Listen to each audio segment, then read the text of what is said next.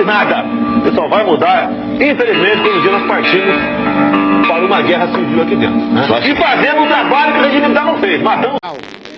Cabe a seguinte questão de ordem sobre os trabalhos da CCJ. Em que condição comparece aqui o senhor ministro Sérgio Moro perante a Comissão de Constituição e Justiça do Senado? É que a Constituição prevê, senhora presidenta, que os ministros de Estado podem comparecer ao Senado, à Câmara ou a qualquer de suas comissões de forma voluntária, mediante entendimento com a mesa respectiva para expor assunto de relevância de seu ministério. Parágrafo 1º do artigo 50.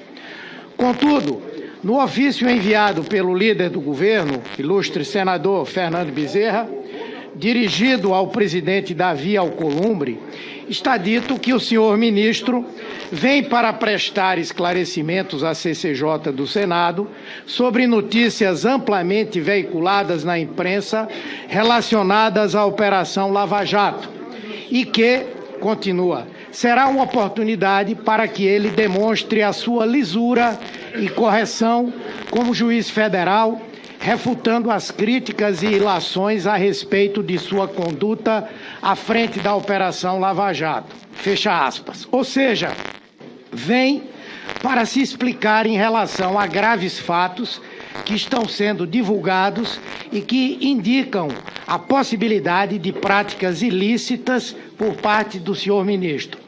Desse modo, torna-se necessário precisar em que condição tomaremos as explicações. Estaremos aqui com uma testemunha ou com alguém investigado. Uma situação, no mínimo, heterodoxa do ponto de vista constitucional e regimental.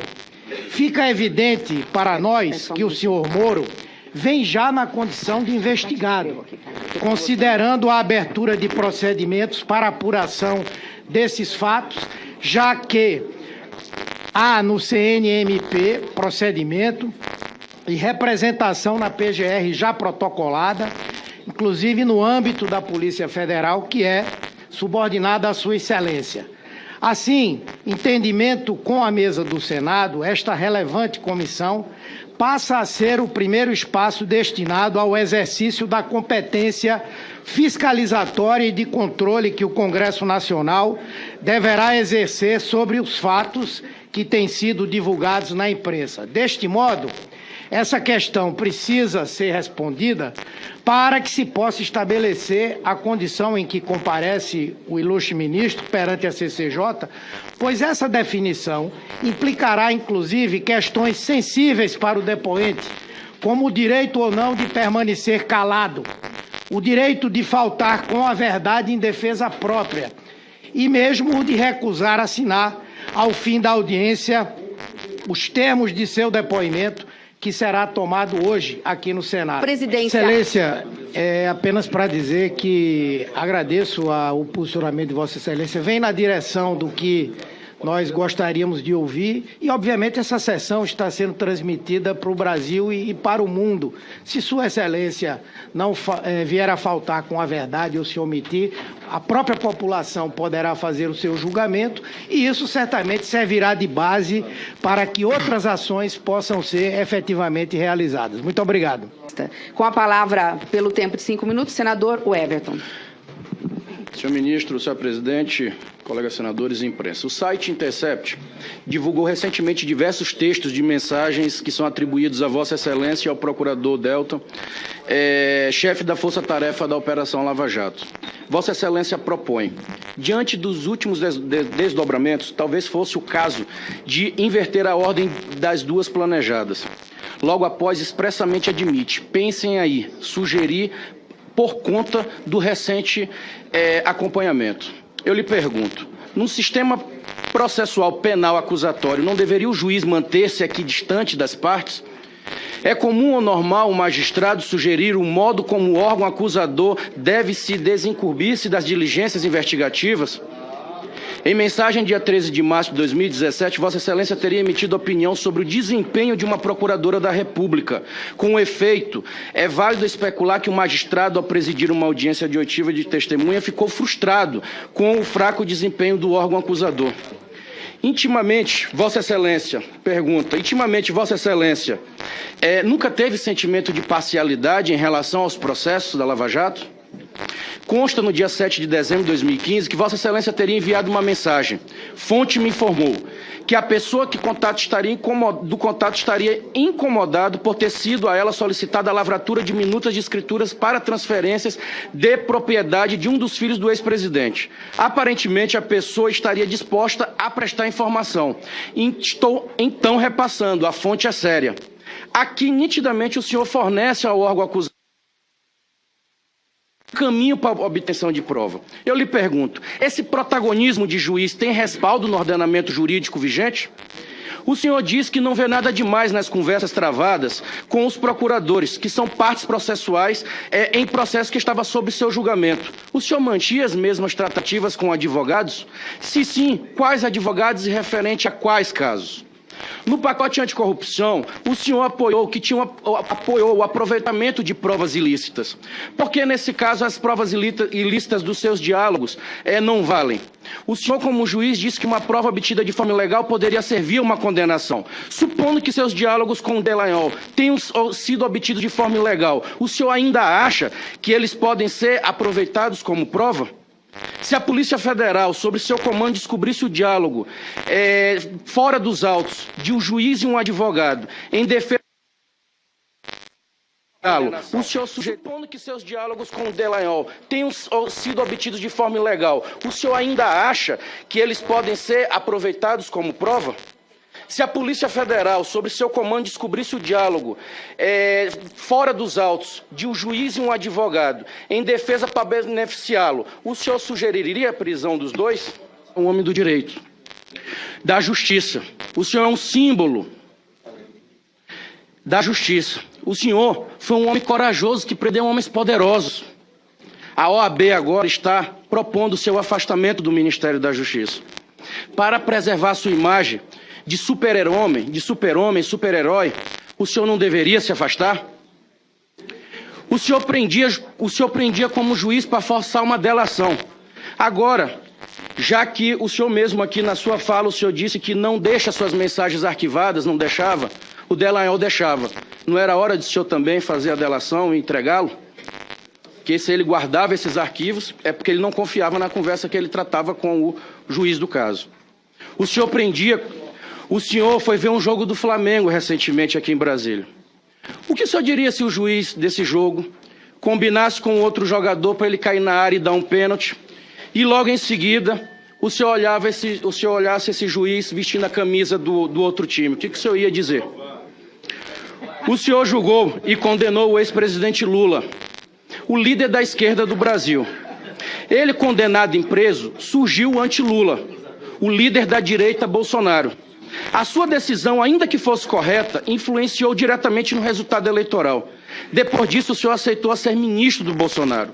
O senhor não acha que a sua postura maculou as suas decisões anteriores como juiz? É verdade que o senhor aceitou ser ministro da Justiça depois da promessa que seria indicado para ministro da Suprema Corte? Caso a resposta seja positiva, isso não é corrupção? Isso não é toma lá da cá? Se for negativa, o presidente Bolsonaro mentiu? Meu tempo está encerrando, então eu vou para a última pergunta. O senhor considera legal deixar de apreciar suposto crime de algum investigado por esse lhe trazer algum tipo de apoio importante? O caso das mensagens de ontem do FHC. Doutor Everton. Eu queria, assim, deixar claro que não dá tempo de responder todas as perguntas, mas eu vou deixar por escrito para o senhor ministro Sérgio Moro e deixar claro a ele e toda a sociedade que nós não estamos discutindo aqui a sua pessoa e o que representa essa instituição que foi colocada, que é hoje a luta grande do combate à corrupção. Não se trata disso. O que nós estamos aqui discutindo de forma objetiva é a conduta de um ex-juiz. E esse ex-juiz nessa conduta, a gente tem aqui, claro, várias dúvidas legítimas que a sociedade brasileira merece e precisa. Porque um cidadão, quando ele vai procurar um juiz, ele vai procurar a justiça, ele, claro, que espera nela o máximo de imparcialidade, e não é possível nós acreditarmos que, em pleno século XXI, principalmente para operações importantes, repito, que deu sequência à desconstrução de grandes cartéis e de grandes esquemas de corrupção, a gente possa usar esse pretexto e fazer com que ela tire a venda dos seus olhos e a gente tenha parcialidade dentro do processo. Por isso, senhor ministro, aqui na sua fala o senhor coloca que, como ministro, agora combateu a corrupção na Lava Jato e veio para o governo Bolsonaro para continuar a fazer esse combate.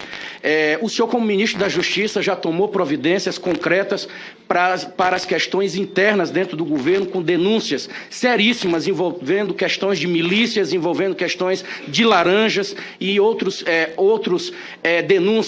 denúncias concretas que saem na mídia. Qual é a posição e qual é a postura que o senhor, como ministro da Justiça, combatente da corrupção, está fazendo nesse novo time que o senhor acaba de vestir a camisa? Era isso, presidente. Com a palavra, pela ordem de inscrição, o senador Ângelo Coronel.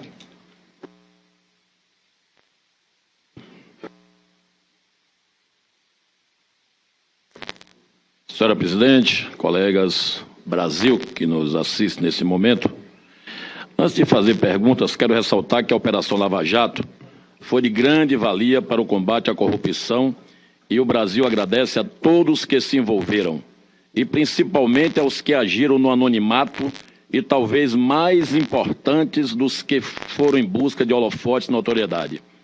Precisamos fortalecer nossas instituições de combate à corrupção, mas sem paixão e viés ideológico. Doutor Moro, Vossa Excelência realizou oitiva em diversos processos. Espero que Vossa Excelência, perante o Senado da República e ao povo brasileiro, fale somente a verdade na manhã de hoje. Vamos aos fatos. Vossa Excelência afere que participa de grupo de WhatsApp e Telegram. Pelo que tem externado, Vossa Excelência trocou mensagens e áudio com procuradores da Lava Jato.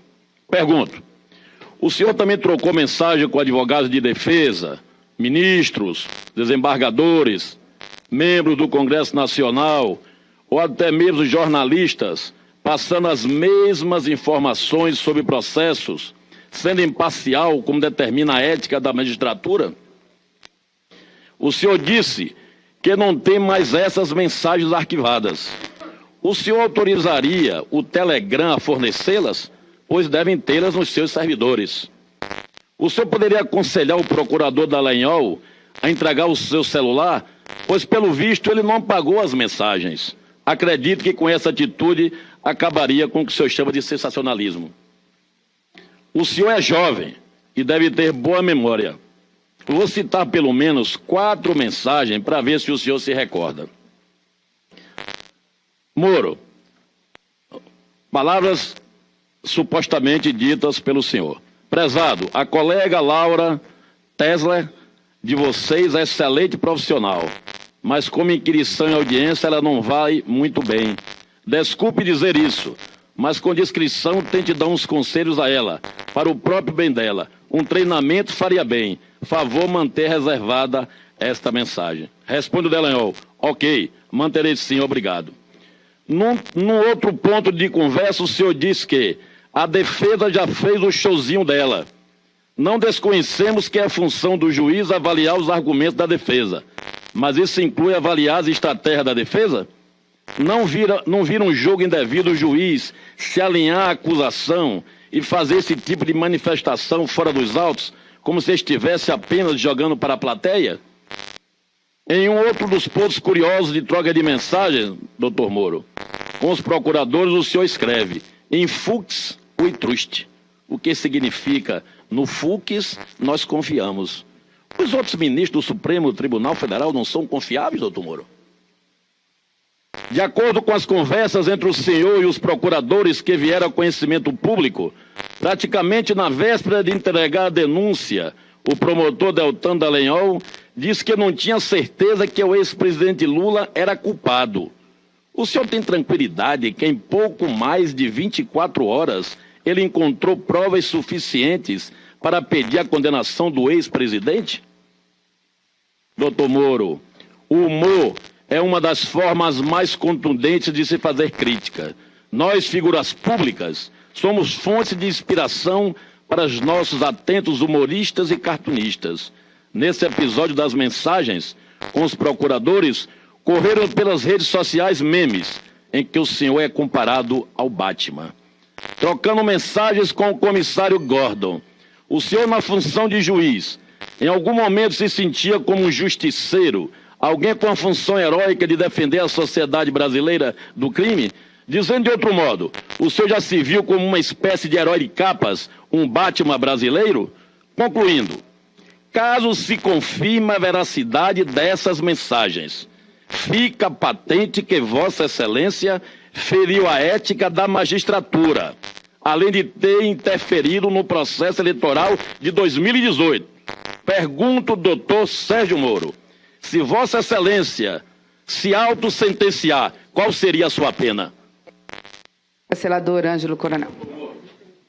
Estamos questionando aqui a Operação Lava Jato, é bom que se diga, porque nas redes sociais eu tenho certeza que vai ter aquele grupo que defende Vossa Excelência veementemente, que vão achar que o senhor se tornou herói da Lava Jato, é intocável e é um super-herói, vamos assim considerar. Mas, na verdade, eu fiz uma pergunta a Vossa Excelência, eu gostaria da resposta. O senhor autoriza o Telegram a fornecer dos seus arquivos, que ficam nas nuvens, o conteúdo das mensagens que o senhor trocou com os procuradores? Ou então o senhor também não poderia, já que o senhor se dar bem com o Dalton Dallagnol, solicitar que ele entregasse o celular dele para vistoriar? Porque aí acabaria essa sensação, acabaria esse sangramento, porque Vossa Excelência diz que tudo é normal. Então vamos logo esclarecer, para não ficarmos o senhor precisando ir para a Câmara e a imprensa ficar também cada dia soltando mais ilações, como o senhor diz, como que as mensagens são mensagens hackeadas. Tudo bem que sejam hackeadas, mas o importante é que os fatos estão aí.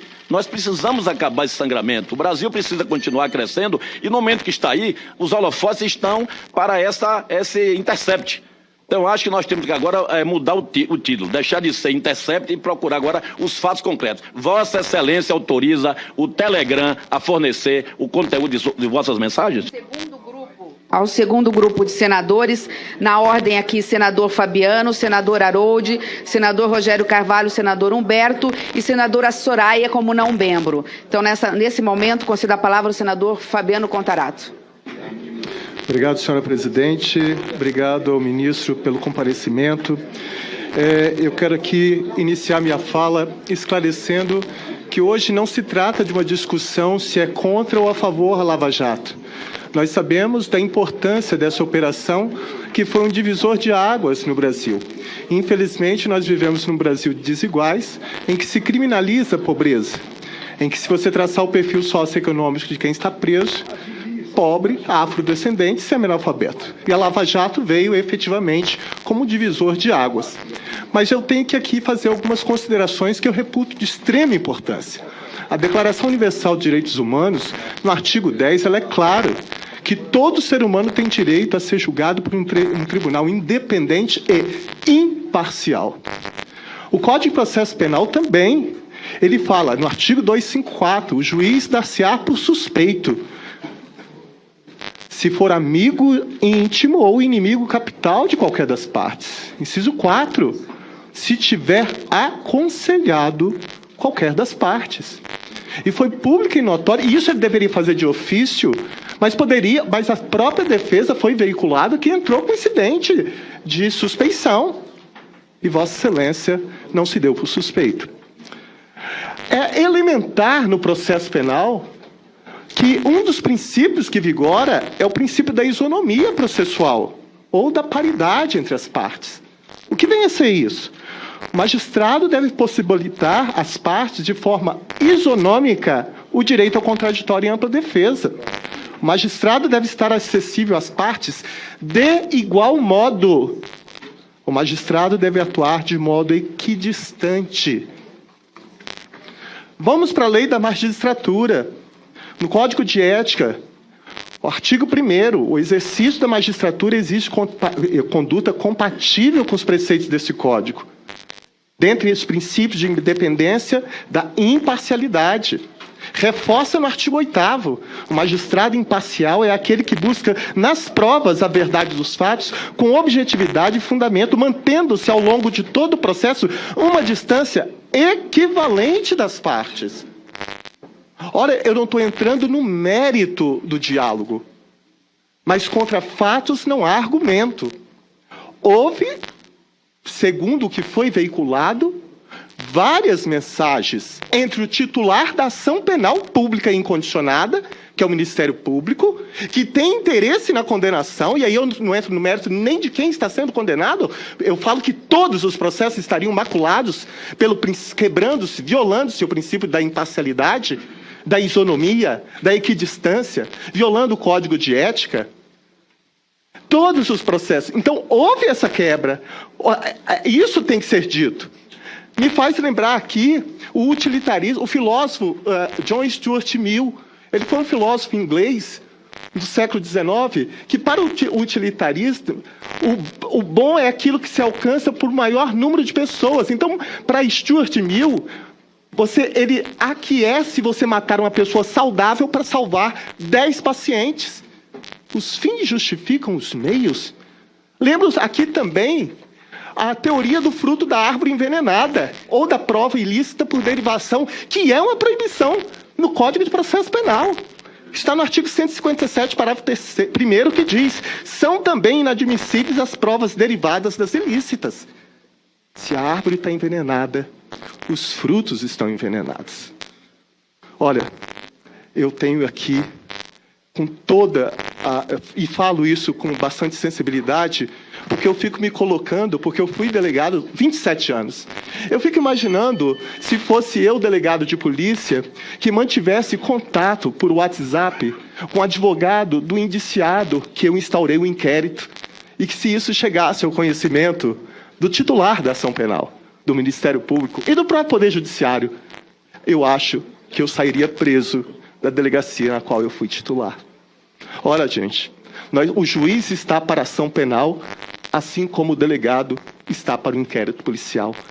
Não desmereço o mérito da Lava Jato, mas nós não podemos rasgar, violar princípios que fortalecem a democracia, que enaltece o Estado Democrático de Direito, o due process of law, o devido processo legal, em nome de um comportamento que, na minha humilde opinião, violou aquilo que é mais sagrado no processo penal, o princípio da isonomia, da igualdade entre as partes. Diante disso, a pergunta é: o projeto inicial das 10 medidas anticorrupção previa a possibilidade de uso de provas ilegais, desde que obtidas de boa-fé. O senhor mantém essa opinião agora? Muito obrigado. Com todo respeito, Excelência, Vossa Excelência está colocando palavras na minha boca. Eu em nenhum momento estou defendendo, com todo respeito. O ministro fez uma pergunta ao senador. Fez uma pergunta. Talvez seja o caso de responder. A palavra está com o senador Fabiano. Acho que nesses 2 minutos ele vai ter condições de fazer as suas considerações. Eu em nenhum momento defendo anulação ou absolvição. Não, eu não estou falando isso. Eu não tiro. Eu iniciei falando do mérito da operação. O que eu estou questionando, e não estou entrando nem no mérito do diálogo, é que houve a quebra do princípio da imparcialidade quando o juiz, que tem que ser imparcial, mantém contato por inúmeras vezes com aquele que tem interesse 100% numa eventual sentença condenatória transitada em julgado. É isso só que eu estou questionando. Então não ponha palavras na minha boca. Inclusive, eu fui eleito enaltecendo a Operação Lava Jato, para combater a corrupção, porque eu sempre lutei e fui usado pelo Estado como chicote só para dar no lombo do pobre afrodescendente e semi-analfabeto. E foi com a Operação Lava Jato que eu me inspirei. Porque foi a partir daí que políticos passaram a ser presos, empresários passaram a ser presos. Agora, não coloque palavras na minha boca, porque eu defendo a operação. O que eu não defendo é quebra do princípio da isonomia, que é uma garantia constitucional, que é uma garantia do Código de Processo Penal e da Declaração Universal dos Direitos Humanos. E isso nós temos que enfrentar. Nós temos 2 fatos graves. A quebra do sigilo, da privacidade, que isso tem que ser apurado e condenado, mas a interlocução, independente do mérito, do teor desses contatos, tem que ser revisto, porque aí houve o mesmo tratamento com os advogados de defesa de qualquer processo, como teve com a frequência daquele que, a teor do que determina o artigo 129.1 da Constituição Federal, detém a titularidade da ação penal pública incondicionada? Com todo respeito, eu entendo que não. Muito obrigado. Pela ordem de inscrição, senador Rogério Carvalho. Em primeiro lugar, não está em discussão aqui o combate à corrupção e nem é propriedade de nenhum governo e de nenhuma pessoa em particular a defesa do combate à corrupção. O que está em discussão aqui é se Vossa Excelência cometeu ou não o crime da imparcialidade, da seletividade. O que está em discussão aqui é se Vossa Excelência coordenou um conluio em nome do Estado para perseguir em favor dos seus interesses políticos. E eu pergunto a Vossa Excelência, porque essa audiência ela está sendo gravada, e nós sabemos que outros fatos virão. E eu pergunto a Vossa Excelência e espero que o senhor fale a verdade. A primeira questão é: Vossa Excelência mantém hábito de conversar com magistrados do TRF4 por aplicativos de mensagem? Que tipo de conversa? Vossa Excelência fazia pedidos, combinava condutas ou induzia resultados, direta ou por meio de integrantes da Lava Jato? Vossa Excelência costuma discutir casos e processos com os magistrados do TRF4? Se sim, quais termos? Quais casos Vossa Excelência lembra ter discutido com magistrados do TRF4? No caso da pena do ex-presidente Lula da Silva, o chamado caso Triplex, quem alertou Vossa Excelência que a pena permitiria que, se ele pleiteasse a prescrição, em que momento houve pedido seu e de outros integrantes da Lava Jato para o magistrado da 8ª turma do TRF4 ajustarem a pena e impedirem os embargos infringentes e a prescrição? O que Vossa Excelência acha do cálculo dos 3 magistrados da 8ª turma do TRF4 ter coincidido exatamente nos termos de 12 anos e 1 mês de reclusão? E o que o senhor acha da reprimenda do STJ ao aumento da pena promovido pelo TRF4, no caso citado, como diminui tal pena para 8 anos, 10 meses e 20 dias? Eu queria fazer mais algumas perguntas nessa linha, sempre acreditando que o senhor vai falar a verdade, porque isso está registrado, está nos anais da casa e pode ser utilizado em qualquer momento. O senhor estava de férias no momento do habeas corpus, que foi pedido e que foi deferido pelo desembargador Rogério Fravetto. Nesse período, o senhor conversou com algum delegado da Polícia Federal e indicou que o presidente Lula não deveria ser solto até que a liminar fosse revertida?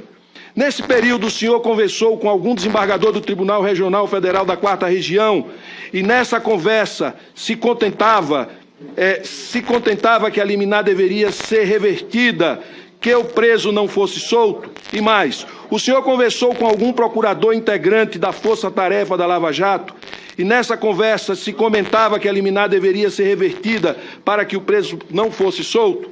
O senhor se sentiu frustrado, decepcionado, desautorizado ou sentiu qualquer outra emoção quando tomou conhecimento da liminar de soltura do presidente Lula? E mais, o senhor demonstrou isso nas conversas com desembargadores, ministros do STF, do STJ ou delegados da Polícia Federal? Ou seja, essas perguntas, elas têm o objetivo de saber que relação o senhor mantinha com membros de uma operação que não era de investigação, que não era obrigação sua investigar, a obrigação era do Ministério Público e o senhor o tempo todo conduziu e disse como o Ministério Público deveria agir. E no direito todos nós sabemos, existe o advogado, que é responsável por uma parte, que é a parte privada, o Estado representado pelo Ministério Público e a Justiça, que é representada neste caso pelo senhor e pelos desembargadores, que tem que guardar distância. E o senhor não guardou distância, por isso a caracterização de conluio que o senhor estabeleceu em nome do Estado para perseguir e obter vantagens políticas, como aparece nos áudios, nos registros que foram divulgados pelo site que ora tem demonstrado essas questões. E por fim, eu quero fazer uma pergunta ao senhor. O senhor passou 2 dias fazendo um curso com a R7 de comunicação. Curso para vir aqui e conseguir se comunicar e passar a ideia para o Brasil de que o senhor é o grande guardião da moral e da lei. Eu pergunto, quem pagou os 180 mil, 250 mil que a R7 cobra por esse tipo de treinamento? Quem pagou? Fica a pergunta, a mídia treina. Quem pagou o senhor? Quem pagou? Foi o senhor? O senhor tirou esse recurso de onde? Com o salário de ministro? O senhor tem reserva? Eu queria saber. E a última pergunta que eu queria fazer é o seguinte. Eu faço na réplica, por favor, senador, porque o tempo já está esgotado. Ele disse que faz na réplica. Senador Rogério. O senhor está da mesma forma que com o senador Contarato botando palavras na minha boca, o senhor está usando de uma retórica para tentar desqualificar as perguntas que eu lhe fiz. Eu fiz perguntas, eu não fiz afirmação sobre essas questões. Eu perguntei se o senhor se relacionou com essas pessoas de alguma forma para tratar dos assuntos. O senhor está dizendo que não, está registrado e vamos ver os fatos que vão aparecer para a gente ver pela frente. Agora, eu tenho mais uma pergunta para deixar aqui para o senhor. Da mesma forma que o senhor fez busca e apreensão na casa dos familiares do presidente Lula, dos filhos, da mulher, de todo mundo, eu pergunto, a sua esposa, que é advogada, advoga para empresas internacionais que trabalham ou que trabalharam no setor petrolífero, trabalhou para multinacionais desse setor? Veja, o senhor está aqui na condição que veio espontaneamente. Todas as perguntas a gente tem o direito de fazer e a imunidade para fazer. E eu estou perguntando ao senhor, porque se não, o senhor responde. Se sim, o senhor responde. É apenas uma pergunta. A sua esposa trabalhou para empresas do setor petrolífero? A sua esposa trabalhou em escritório de advocacia que fez, ou teve sociedade que fez acordo de delação premiada? Deixo essas perguntas, eu não estou acusando. Eu estou lhe perguntando como fiz, ainda tenho 36 segundos, como fiz nas outras questões. Eu questionei. E o senhor, com o treinamento que fez, tentou inverter, dizendo que eu estava acusando. Eu não estou acusando. Quem acusou, sem provas, o presidente Lula foi Vossa Excelência, e que tirou o outro presidente do mesmo quando disse para não perder apoio. Isso está nos autos, está nos registros que nós vamos ter a oportunidade de aprofundar o debate aqui. Portanto, quem está invertendo e tentando fugir do debate e das respostas é Vossa Excelência. Com a palavra pela ordem de inscrição, o senador Humberto Costa. Senhora presidenta, quero primeiro dizer que Sua Excelência veio aqui espontaneamente, mas não responde a nenhuma das questões. Montou um discurso. O discurso é o de se escudar por trás da Lava Jato e não de fato falar sobre aquilo que ele veio fazer aqui. Nesse momento aqui, nessa comissão, não está em jogo o debate sobre Lava Jato. Está em jogo o debate sobre a conduta de Vossa Excelência como magistrado à frente daquela operação. Segundo, Vossa Excelência é muito autoindulgente, mas não tem indulgência com ninguém. Falar de sensacionalismo maior do que fatos que aconteceram nessa operação, constrangimento de pessoas, presença da imprensa em ações de prisão, de busca e apreensão, ou é o veneno sendo aplicado a quem o criou, ou é, na verdade, Vossa Excelência não tendo a mesma postura em relação aos demais. Eu fico impressionado e eu quero seguir aqui a mesma coisa que Vossa Excelência prega. Eu quero me ater ao conteúdo. Até porque esse órgão de imprensa e esse jornalista é de uma qualidade, não é nenhum foca, não. Isso é um cidadão que ganhou o prêmio Pulitzer. Ele enfrentou, foi a NSA, foi a CIA, foi o Serviço Secreto Britânico. Eu tenho condições de achar que ele tem razão. E a verdade vai triunfar. Aliás, eu faço a primeira pergunta. Vossa Excelência vai pedir a Dallagnol para ele dar esse celular para confirmar essas conversas ou não? Esse Dallagnol está lhe prejudicando. Ele está lhe prejudicando, o senhor apagou, mas ele tem, mas ele não dá para a Polícia Federal. Então essa é a primeira pergunta que eu faço. A segunda, Vossa Excelência, eu vi vários depoimentos, inclusive filmados, pegava ali aqueles delatores, pegava os réus, dizia, eu quero que você me diga dessa conversa aqui de 2007, de 2008. Mas Vossa Excelência não lembra das conversas de 2017 que Vossa Excelência teve? Que Vossa Excelência não se lembrasse de uma mensagem que mandou, mudando a data de um depoimento? É natural que Vossa Excelência não lembre. Mas ligar para um procurador, perguntar para ele sobre uma denúncia acerca de um ex-presidente da República e dizer a ele que não deveria ir à frente porque isso podia prejudicar politicamente, não é possível que Vossa Excelência não se lembre disso. Pelo amor de Deus. Então Vossa Excelência pode agora dizer se aquele áudio é verdadeiro ou não. É verdade que Vossa Excelência fez aquilo ou é mentira? Memória seletiva. Exatamente. Como foi seletivo em toda essa operação? Não é? A outra questão que eu quero perguntar a Vossa Excelência, o jornalista está ameaçado, ele e sua família. Pediu ao Ministério da Justiça proteção. Vossa Excelência já determinou essa proteção? Minha segunda pergunta. E aqui para frente eu quero dizer, Vossa Excelência caracterizou-se por dizer que era imparcial, que não era seletivo, que investigava os fatos e não as pessoas, que a lei é para todos. Aliás, esse jargão aí deu até para fazer um filme de 5ª categoria, onde Vossa Excelência era o herói, e até o diretor está arrependido de ter feito esse filme aí. Mas, no entanto, por essas conversas que estão relatadas aqui, Vossa Excelência estimulou o Ministério Público a prevaricar. Vossa Excelência obstruiu a Justiça. Vossa Excelência cobrava a realização de operações como se fosse o chefe do Ministério Público. Vossa Excelência mandou trocar procuradores que participavam de audiências.